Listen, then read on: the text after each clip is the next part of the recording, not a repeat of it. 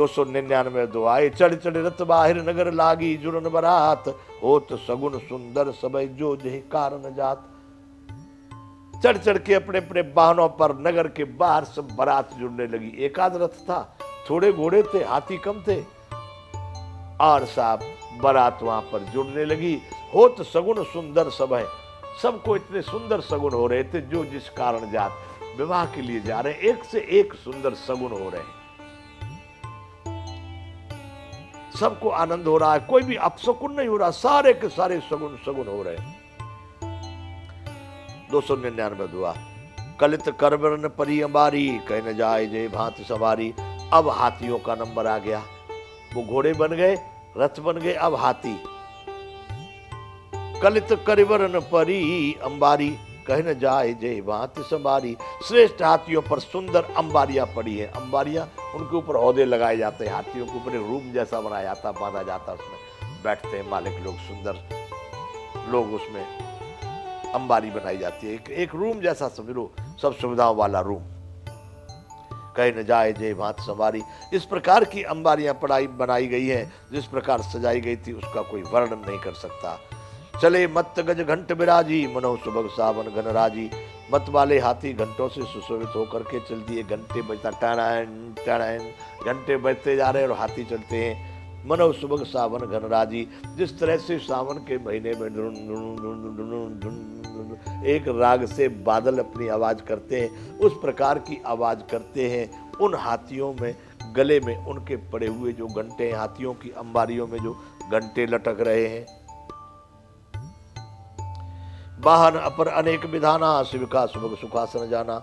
एक वाहन है, हाथी घोड़े रथ ये हो गए सुंदर पालकियां, सुख से बैठने योग्य ताम जान, जो कुर्सी नुमा सिंहासन जैसे बने हुए हैं। इस प्रकार की अनेकों पालकियां भी बनाई गई हैं, जो रथ आदि और भी अनेक प्रकार की सवारियां हैं। बैलगाड़ी भी है, ऊंटगाड़ी भी बंधु इसमें, इसका भी वर्णन है। वाहन अपर अनेक विधाना शिव का सुखासन जाना। तिन चढ़ चले विप्र वर वृंदा जन तुन धरे सकल सुसंदा। उन अनेक प्रकार के और वाहनों में ब्राह्मण वर्ग के लोग जा रहे हैं, अनेक से अनेक तेजस्वी तपस्वी, बड़े बड़े तपस्वी तेजस्वी ब्राह्मण उस सब दूसरे प्रकार के सभी वाहनों में बैठ गए हैं। और क्या है, मागध सूत बंदी गुण गायक चले जाने चढ़े जो जय लायक। जो जिस लायक था, ऊंट गाड़ी वाला ऊंट गाड़ी में, बैलगाड़ी वाला बैलगाड़ी में, हाथी वाला हाथी पर, घोड़े वाला घोड़े पर, सब अपने अपने संग ढंग से, मागध बंदी सूत भाट पुरोहित गाने वाले नाचने वाले सब चल दिए। राम जी की बारात जा रही है बंधु, साधारण बारात नहीं थी।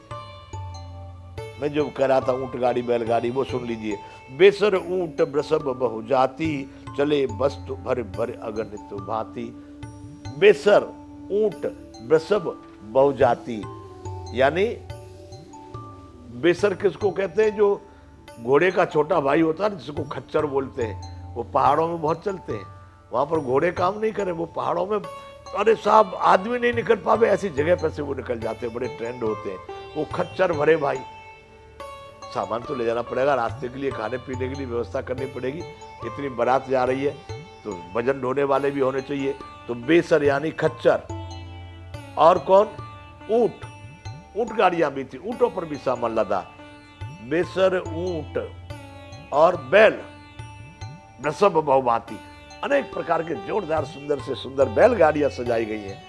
उनमें सब में माला मसाला भरा हुआ है, ले जाना भाई, रास्ते में भोजन पानी व्यवस्था करना पड़ेगा, कुछ सामान भरे हुए हैं। इस प्रकार से असंख्यों प्रकार की वस्तुएं लाद लाद करके चल दिए।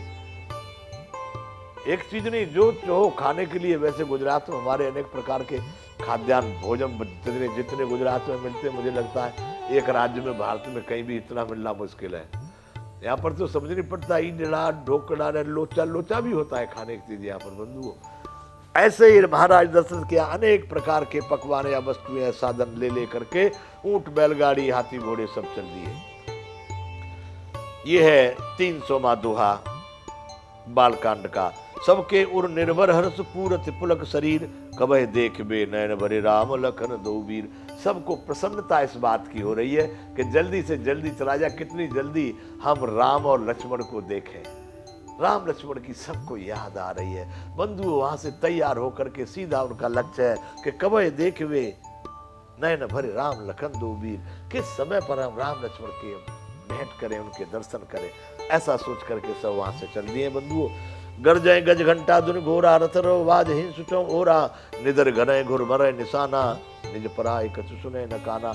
अब जो मैं कह रहा था कि ये कितनी बारात थी, कैसी बारात थी, उसका वर्णन देखो बंधु अब यहाँ आ रहा है। क्या कि गरजय गज घंटा धुन घोरा, हाथी गरज रहे हैं, उनके घंटों की भीषण धुनी हो रही है, चारों ओर रथों की घरघराहट, पहिए चलते हुए आवाज करते हुए चुकुर चुकुर ऐसी आवाज आ रही है, और घोड़ों की हिनहिनाहट हो रही है, बादलों का निरादर करते हुए नगाड़े घोर शब्द कर रहे हैं। किसी को अपनी पराई कोई बात कानों से सुनाई नहीं दे रही, इतना जोर का वहां पर अब नाद होने लगा कि कोई किसी की नहीं सुन रहा। देखिए कितनी धुनी हुई वहां पर, हाथियों की, घोड़ों की आवाजें, घंटों की आवाजें, नगाड़ों की आवाजें, रथों की आवाजें, कोई किसी को नहीं सुन रहा।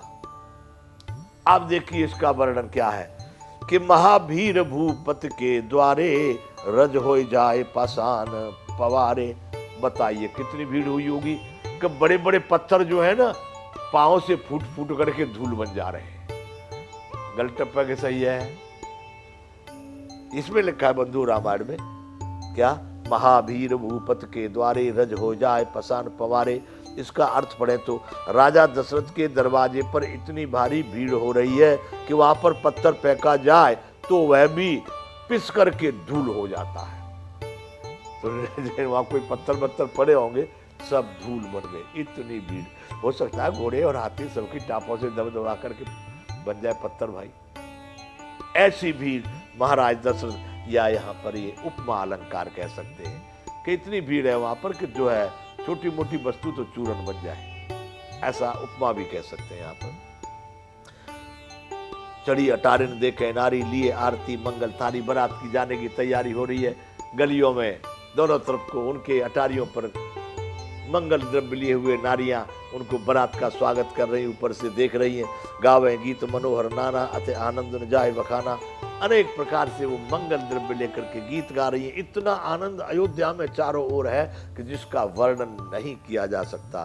तब सुमंत्र द्वैस्यंदन साजी, ज्योतिर्रवि है निंदक बाजी। तब महाराज दशरथ के सबसे विश्वास पात्र जो 8 सुमंत्र थे, उनमें से एक सुमंत्र ने 2 रथों को बुलाया है। वो कैसे रथ हैं दोनों?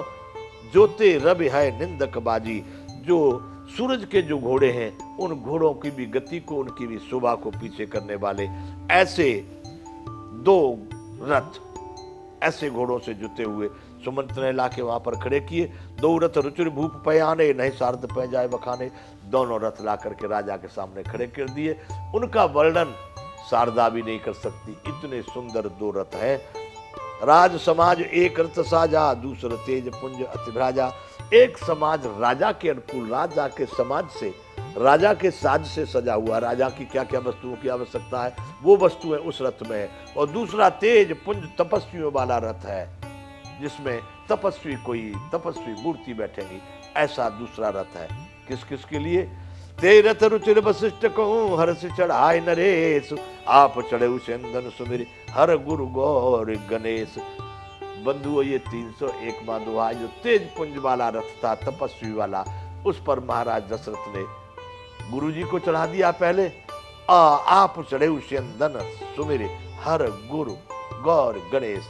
राजा अपने मन में स्मरण करके शंकर भगवान, गुरुदेव और गौरी माता पार्वती और गणेश जी, इन 4 का मन में ध्यान करते, स्मरण करते, और इन सब का स्मरण करके आप जो है जो दूसरा रथ था जो राज समाज के अनुकूल बनाया गया था, उसमें महाराज दशरथ स्वयं बैठ जाते हैं। यहां से बंधुओं आगे बारात चलेगी जनकपुर के लिए। आज तैयारी हो गई, महाराज वशिष्ठ भी बैठ गए अपने रथ में और राजा दशरथ भी बैठ गए, सभी लोग बिल्कुल तैयार हैं। कल यहाँ से बारात प्रस्थान करेगी, देखो कैसे करती है। ऐसी बारात, कितनी सुंदर बारात जा रही है यहाँ से जनकपुर के। जिसको भी राम जी की बारात में आना हो तो भाई कल का निमंत्रण है, तैयार होके आ जाओ। यहाँ पर अभी विराम करेंगे। श्री रामचंद्र भगवान की जय। जय विश्ववंत।